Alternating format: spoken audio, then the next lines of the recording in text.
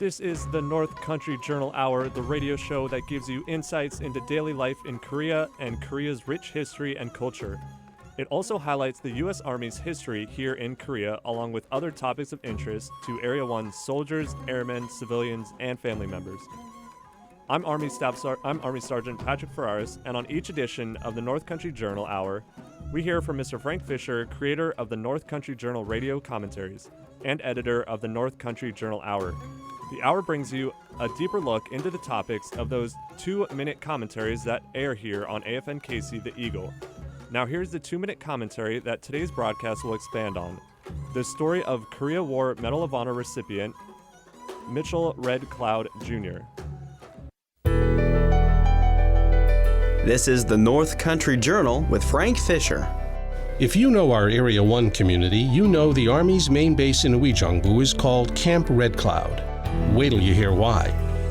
It's named for a soldier whose fight to the death in the Korean War earned the Medal of Honor, Corporal Mitchell Red Cloud Jr. The name's Native American. He was a member of the Ho-Chunk Nation. He was killed on a cold night in 1950. Manning a forward position, he detected Chinese troops to his front. Corporal Red Cloud shouted a warning to his buddies, then opened up with devastating automatic fire. Enemy rounds struck him, he fell. A medic dressed his wounds, he went right back to holding off the attack. Again, bullets tore his body, he was severely wounded, but he refused evacuation, grabbed a tree for support, and kept up the point-blank fire until enemy rounds cut him down for the last time. His action saved his unit from being overrun. We rightly remember his fight-to-the-death gallantry, but let's remember, too, that he was known to be a dedicated soldier, not just on that occasion, but all the time. Day in, day out, taking quiet pride in what he did and giving his best, whether anyone was looking or not. You and I, soldier or civilian, can cover down on his example in whatever we do, cleaning a weapon, manning a mailroom, or tuning up a tank, doing it with excellence, whether anyone's looking or not. When we do that, we're falling in on Corporal Mitchell Red Cloud and the example he set us. Every day he was in uniform, right up to his very last. And that was the North Country Journal from Frank Fisher, the writer-editor with the USAG Red Cloud and Area 1 Public Affairs Office.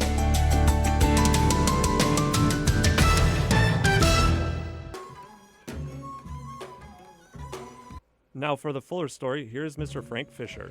Thanks, Sergeant Ferreras. We are remembering today Corporal Mitchell Red Cloud Jr., and we've chosen to wait until this, our November 5th broadcast of the North Country Journal Hour, because today, November 5th, marks 65 years to the day that Corporal Red Cloud was killed in action during the Korean War. And with our nation set to observe Veterans Day next Wednesday, there's all the more reason to remember Corporal Red Cloud in this broadcast. Corporal Red Cloud, as you heard, is the Medal of Honor recipient in whose honor the Army named Camp Red Cloud here in UIJEONGBU, right here in Area 1. He was 26 when he was killed. Were he alive, he'd be 91. And we'll hear much more of his inspiring story in this hour. More about his valor in the Korean War, of course. Also that he was a Native American of the Ho-Chunk tribe of Wisconsin and descended from a line of warriors. And that he'd also served in World War II as a U.S. Marine in the Pacific, first with an elite Marine Raider unit on Guadalcanal, and later with the 6th Marines on Okinawa, where he was wounded in action. Along the way, we'll see a young American in uniform who took a quiet pride in what he did, the kind of person who gave his best, whether anyone was looking or not. And if you're a young soldier listening today who's wondering what to do about your education, you'll find inspiration in what Corporal Red Cloud did about his education during a time when, just like you, he was in uniform. We'll hear more about these things coming up during this edition of the North Country Journal Hour, but first, here's Sergeant Ferreras with the break. Thank you, Mr. Fisher. We're going to get back into the music. Here's X's and O's by L. King.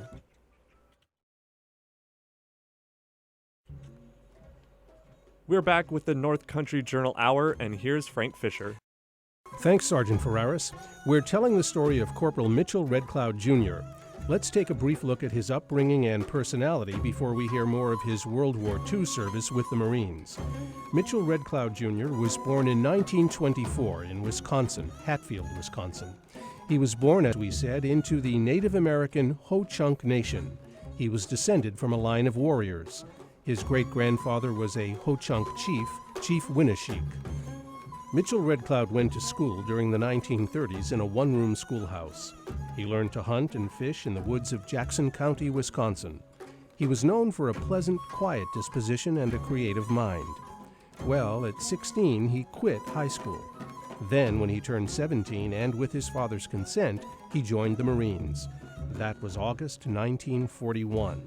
So that made it just months before Japan's attack on Pearl Harbor.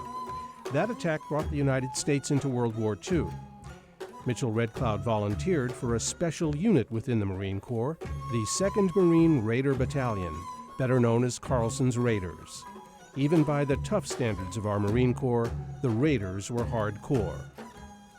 Their mission involved recon, hit-and-run raids, and other commando-like operations, often behind enemy lines and for long periods.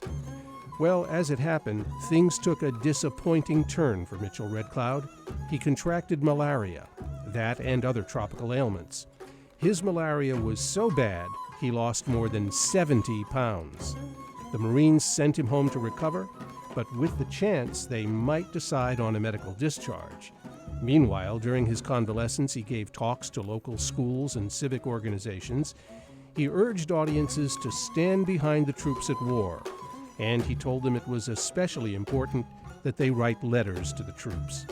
When the Marines did offer a medical discharge, he said no thanks. He wanted to get back into his country's fight. The Marines assigned him to the 6th Marine Division. This was in time for another of the major campaigns of the Pacific War, the long, hard battle to take Okinawa. The campaign started in April 1945. He served as a runner and radio operator on Okinawa. But in May, he took a bullet wound to the shoulder. They evacuated him to Guam, and months later, Japan surrendered. The war was over. The next year, the Marines gave him his honorable discharge. He married and had a daughter named Anita. But after 2 years, in 1948, Mitchell Red Cloud decided to join the Army. And it was while he was in the Army that he took care of some important, unfinished business. He had quit high school at 16, and so, while in the Army, he made it his business to finish his high school education.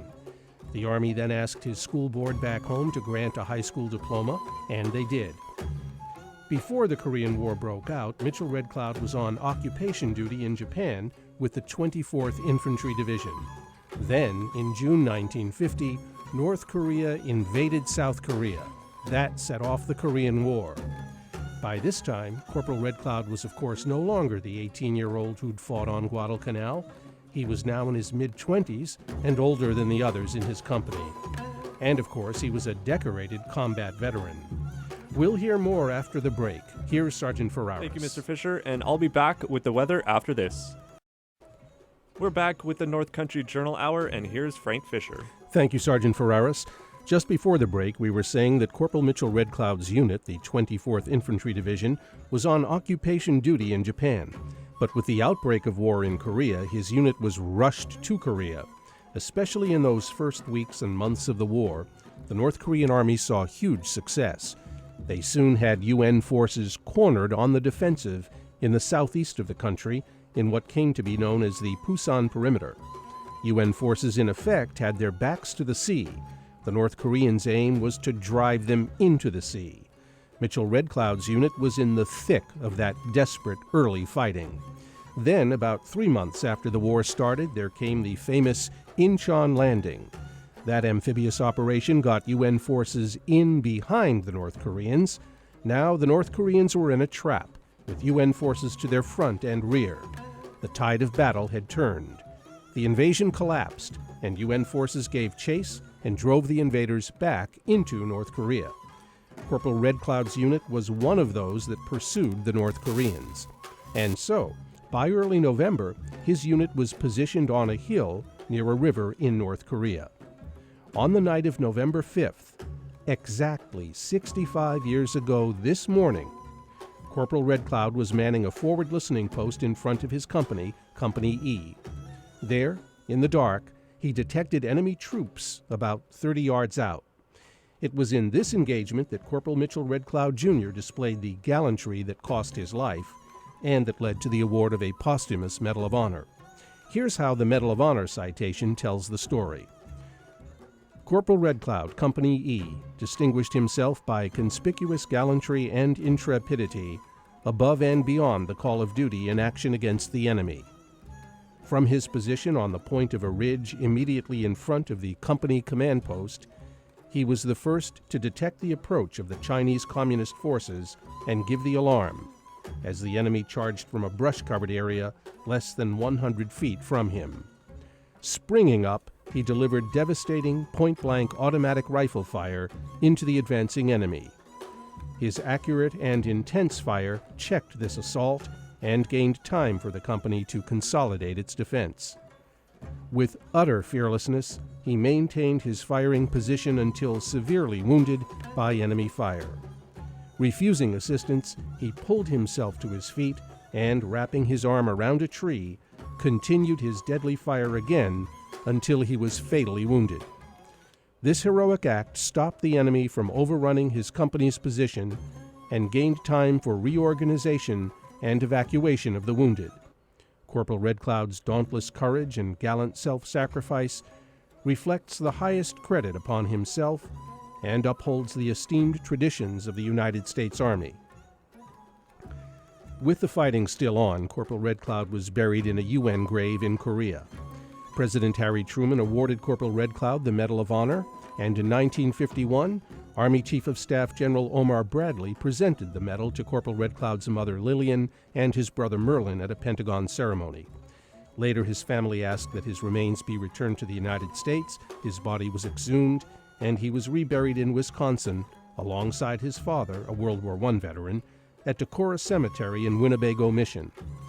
On the occasion of the reburial, President Dwight Eisenhower sent a telegram to the pastor presiding at the ceremony. The president's telegram read, "I join with those who unite in tribute to the memory of Corporal Mitchell Red Cloud Jr. His heroism has reflected lasting honor on the community which he loved and the country for which he gave his life." Coming up after the break, we'll hear of other honors conferred on Corporal Red Cloud, and I'll have a few final thoughts. We're back with the North Country Journal Hour, and here's Frank Fisher. Thank you, Sgt Ferreras. Besides his posthumous Medal of Honor, Corporal Mitchell Red Cloud Jr. has been memorialized in other ways. Right here in Area 1, as we've mentioned, Camp Red Cloud in UIJEONGBU is named in his honor. The Army did that in 1957. In the States, public parks and veterans' posts have been named for him. And in 1999, the U.S. Navy named a cargo ship for him, the USNS Red Cloud. His daughter Anita christened the ship at San Diego, California. She did it dressed in traditional Native American clothing. Now, a few closing thoughts about Corporal Red Cloud. If we look at his life, we're of course struck by his selfless sacrifice on that dark hilltop in North Korea, fighting to the death to protect his unit. But besides his courage, there's also his warrior tenacity against the enemy. In World War II, he could have sat out the war with a medical discharge, but he said, "No, I'm here to fight." In Korea, 65 years ago this morning, he fired at the enemy and in their return fire was gravely wounded. But he did not let anything stop him. He kept up the fight. In fact, another way of expressing what he did that night is to say that as long as he was conscious and could move, he would keep at the enemy. And that's what he did. Only death itself stopped him. He also left us an example of leadership and steady achievement. Remember that in the Marine Corps he started out a teenager, but rose to the rank of sergeant. And when, some years later, he joined the Army, he was again an NCO. And we're told that in Korea he was one of those combat veterans his unit leadership relied on heavily to guide the younger, less experienced soldiers. It's also good to remember that he was a high school dropout, but that later, while he was in the Army, he finished his high school education. He knew education was important, and he did what it took to finish. But there's something else worth noting. Besides his obvious physical courage, besides his obvious loyalty to his unit and his country, besides his skills as a soldier and leader, and that is that you could count on him to do well. You could count on him to give his best. He was a Marine and a good Marine, a soldier and a good soldier, an NCO, a good NCO. I first saw Mitchell Red Cloud's photo when I came to work here in Area 1. He was in his Marine uniform. I knew nothing about him, but I sensed in his face dignity and a quiet pride, courage, honesty, and solid, decent character. Later, when I began to look into his story, my first impression seemed to have been exactly right, and ever since, I've thought it would be really great to be able to sit down with him over a cup of coffee or something, go fishing maybe. Well, of course, much as we'd like to, we can't bring back our dead. Corporal Mitchell Red Cloud Jr. and so many of our other veterans are gone. We can honor their memory, yes, as we do on Veterans Day, Memorial Day, and certain other occasions. But what we can also do is translate their past example into our present action, taking the example they left us of honor, courage, excellence in their work, devotion to our country, and keeping those good things alive by putting them into action, by giving our best. Had he lived a full life, that, I believe, is what Corporal Mitchell Red Cloud Jr. would have kept on doing.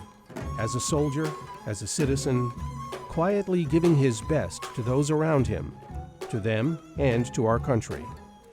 Yes, he's gone these 65 years, but the example he left us is not.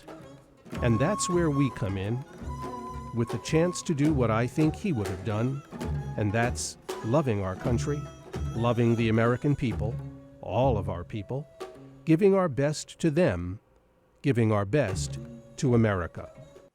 I'm Frank Fisher of the Area 1 Public Affairs Office, and I'm editor of the North Country Journal. Handing back now to my North Country Journal Hour broadcast partner, AFN-KC DJ, Army Sergeant Patrick Ferreras. Thank you for joining us. Here's Sergeant Ferreras. Thank you, Mr. Fisher, and I'll be back with the weather after this.